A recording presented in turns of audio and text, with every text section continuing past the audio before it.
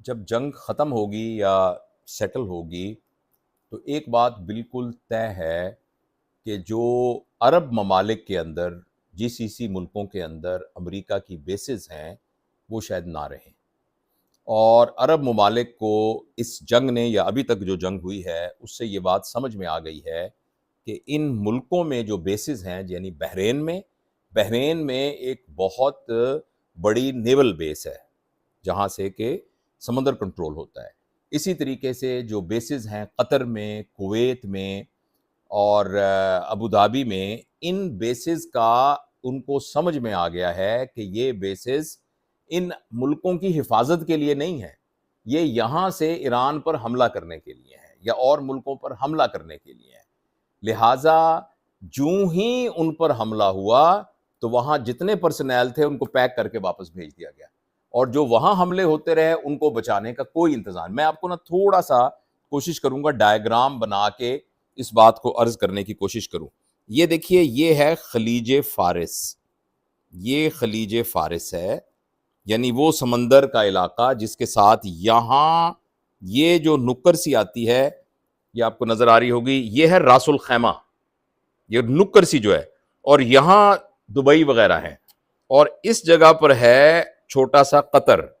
और ये सऊदी अरब है, ये सऊदी अरब है, यहां आके अम्मान है, नीचे अम्मान है,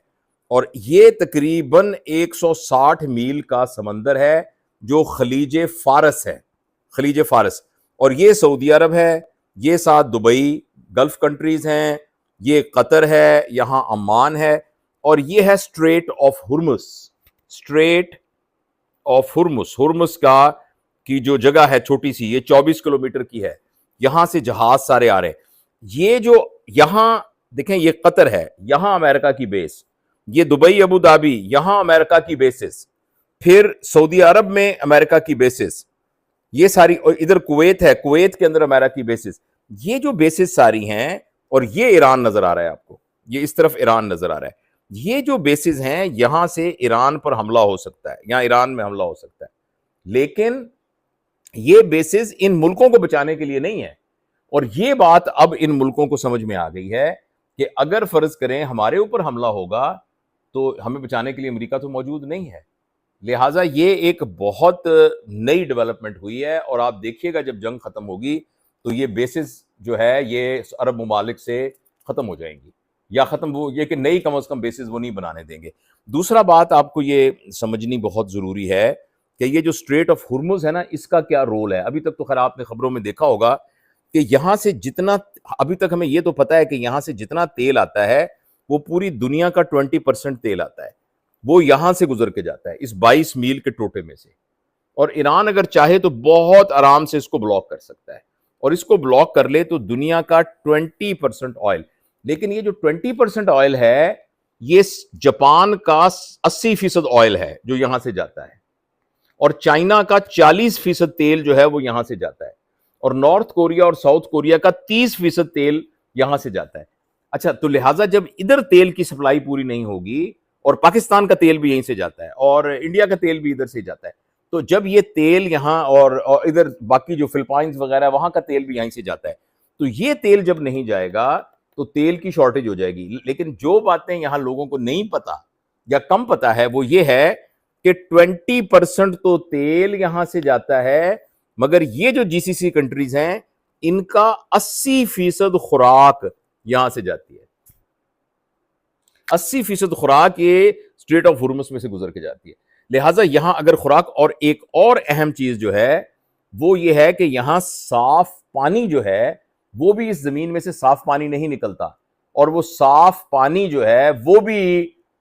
भी साफ पानी भी यहां, यानी उसके उसके सप्लाई के लिए भी इसका जो है वो ठीक होना बहुत जरूरी है। और अगर ये स्ट्रेट ऑफ हुर्मुस क्लोज होती है तो पूरी दुनिया के अंदर एक क्राइसिस डेवलप हो जाएगा। और दूसरी एक बात, अभी आपने प्रोफेसर जियांग का नाम सुना होगा, हाल ही में उनका नाम बहुत ज्यादा सामने आया है, प्रोमिनेंट हुआ है, और वो एक खास उनकी वो स्टडीज हैं जिनको वो प्रिडिक्टिव हिस्ट्री कहते हैं। वो ये कहते हैं कि ये कोई पेश गोइयां नहीं है, बल्कि ये पेश गोइयां एक्चुअल हकीकत पर मबनी हैं। तो उसमें उन्होंने ये पेश गोई की है कि ईरान से अमेरिका हार जाएगा, जंग हार जाएगा, ईरान से अमेरिका जंग हार जाएगा। तो उस पेशगोई के मुताबिक उनका ये ख्याल है कि अगर फर्ज करें